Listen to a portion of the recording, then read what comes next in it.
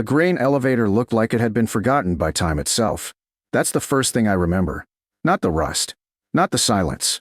Not even the way the wind howled through the empty fields around it. Just how alone it looked. Like it had been standing there for years, waiting for something that never came. I was 16 when my sister and I got kicked out. Her name was Ellie.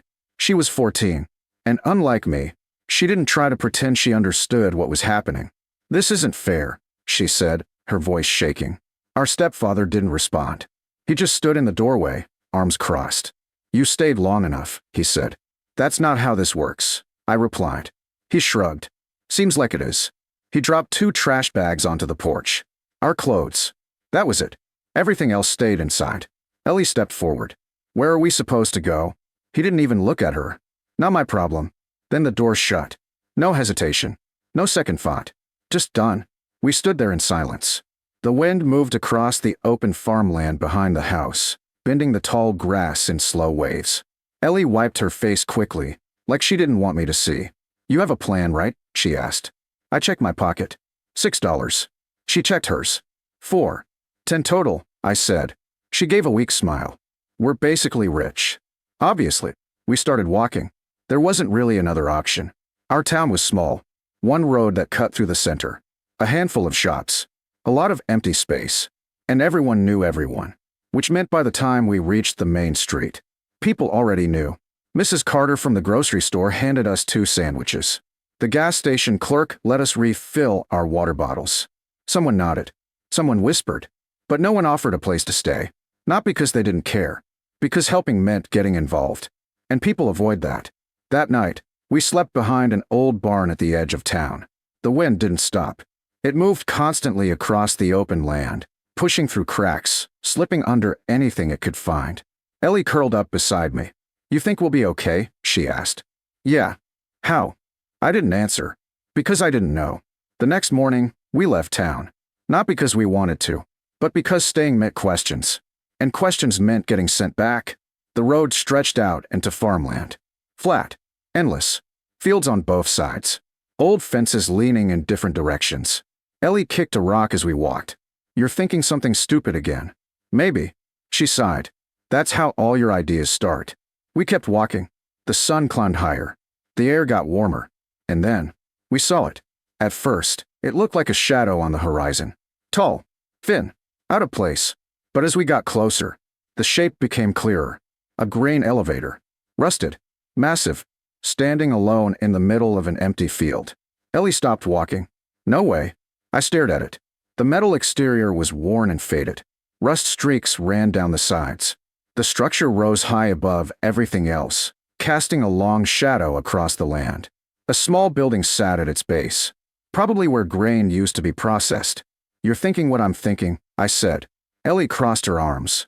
"That this is either the worst idea you've ever had, or the best. Definitely the worst."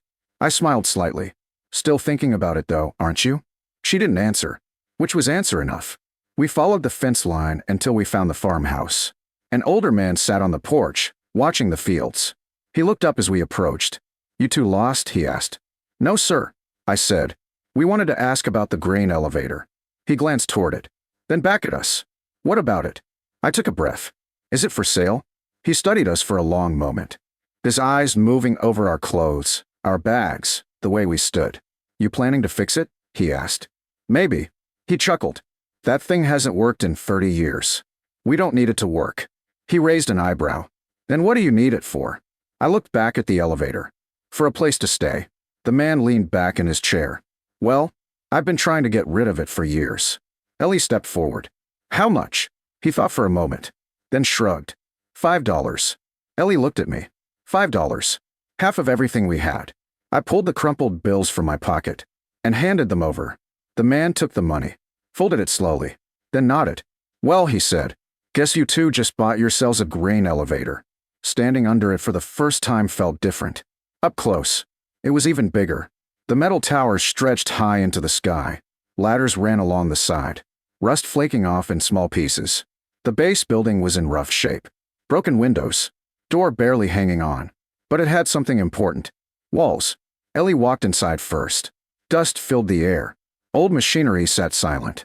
Belts, gears, and conveyors frozen in place. This is a lot, she said. Yeah, but… She looked around again. It could work. I smiled. Told you. She rolled her eyes. Don't get used to it. The first day was about survival. We cleared a small space in the base building, swept out debris, moved broken equipment aside. By sunset, we had something. Not much, but enough. That night, we sat outside, leaning against the base of the elevator. The sky stretched wide above us, stars slowly appearing. The wind moved through the metal structure, creating a low, hollow sound. Ellie leaned back. You realize something? She said. What? We went from having nothing. She gestured up at the massive structure above us. To owning this. I nodded. Yeah. She smiled. Not bad. The next morning, everything changed. Because that's when we found it. I was inside the base building, moving one of the old metal panels near the floor. It was stuck, rusted in place. Ellie leaned against the doorway. What are you doing? This panel looks different. She stepped closer. Different how? It's not connected to the rest. That got her attention. We worked together to pry it loose. It took time, effort, but eventually, it moved. With a loud metallic scrape, the panel lifted. Cold air rushed out from below. Ellie froze. Tell me that's not what I think it is. I looked down. A dark opening, with a ladder leading into it. My heart started racing. Because suddenly, the rusted grain elevator didn't look abandoned anymore. It looked like something else entirely. Something hidden. Something waiting. And we had just found the entrance to it. For a moment, neither of us spoke. The wind moved through the metal above us, rattling the elevator in a slow, hollow rhythm. But inside the base building, everything felt still, heavy, like the ground beneath us was holding its breath. Ellie took a small step back. That's not normal. No, I said quietly. It's not. We both stared down into the opening. A metal ladder disappeared into darkness. The air rising from below was colder than the room around us. Drier. Still. Ellie crossed her arms. You're thinking about going down there? Yeah. Of course you are. I grabbed my phone and turned on the flashlight. The beam cut into the darkness, but it didn't reach the bottom. Not even close. That's deeper than it looks, she said. Yeah. She hesitated, then stepped closer. I'm not staying up here alone. I smirked slightly. Didn't think you would. I grabbed the ladder and started down. The metal was cold against my hands. Each step echoed faintly as we descended. The further we went, the quieter everything became. 10 feet. 15. 20. Then, my boots hit solid ground. I stepped off the ladder and turned slowly. The light revealed something unexpected. Concrete. Not dirt. Not rock. A full underground chamber. Ellie dropped down beside me. What is this? I walked forward slowly. Because whatever we had found, it wasn't random. It was built. On purpose. The room stretched wider than I expected. Thick concrete walls. Reinforced beams overhead. Shelves lining every side. And those shelves were full. Boxes. Cans. Containers. Tools. Everything organized. Everything preserved. Ellie picked up one of the cans. It's sealed. I checked another. Still good. Still usable. This stuff's not old, I said. Not that old. Which meant one thing. Someone had stocked this place intentionally. We moved deeper into the chamber. The layout was too precise to be random. Storage sections. Work areas. Even a small corner that looked like it had been used as a living space. This isn't just storage, Ellie said. No. It's a system.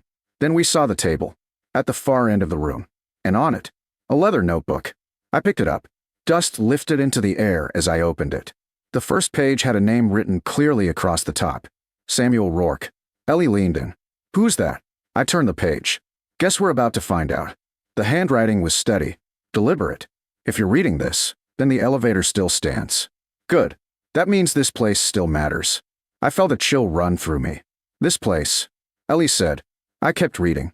Samuel Rourke had owned the grain elevator decades ago. Back when the fields around it were active. When farmers brought in harvests every season. But over time, things changed. Farms shut down. Production slowed. And eventually, the elevator was abandoned. Everyone left. Except him. He stayed. Not because he had nowhere to go, but because he saw something others didn't. The land. The isolation. The vulnerability. He had lived through storms that cut the area off completely. Blizzards that buried roads. Droughts that destroyed crops. And he realized something. People here weren't prepared. So he built this.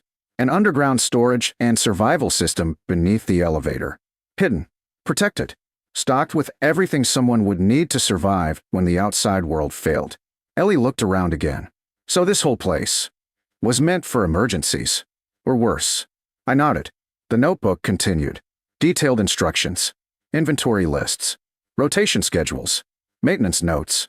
He had planned everything. Water systems hidden behind one of the walls. Ventilation shafts running up through the elevator structure. Even a backup manual grain processing setup stored in one section. He basically turned this place into a bunker, Ellie said. Yeah, but for more than just him. She nodded slowly. Yeah. Then I reached the final page. The handwriting changed. Shakier. Slower. If you found this, you probably needed it. I swallowed. Take care of it. Use it. And when you can, help someone else survive. I closed the notebook. The room felt different now. Heavier. Like it had a purpose. We didn't go back up right away. We just stood there, taking it in. Because suddenly, we understood something. We didn't just buy a broken grain elevator. We bought something that mattered. The next few weeks changed everything. We cleaned the chamber, organized the supplies, tested the systems. The water setup still worked. A deep underground source fed into a filtration system. The ventilation kept the air fresh. The structure held strong. For the first time since we got kicked out, we weren't just surviving. We were stable. Then the storm came. Fast. Unexpected. The sky turned dark in the middle of the day. Wind tore across the fields. Rain followed. Hard. Relentless. We watched from inside the base building as the storm rolled in. This looks bad, Ellie said. Yeah. Within an hour, the roads disappeared underwater. Fields turned into mud. Power went out across the entire valley. Then we saw them. A truck stuck in the distance. A family climbing out. Lost. Ellie didn't hesitate. Go. We ran. The wind hit us hard. Rain soaking through our clothes instantly. We reached them just as they started to panic. Come with us, I shouted. They didn't question it. We led them back. Into the elevator. Down the ladder. Into the chamber. The moment they stepped inside, their faces changed. Relief. Warmth. Safety.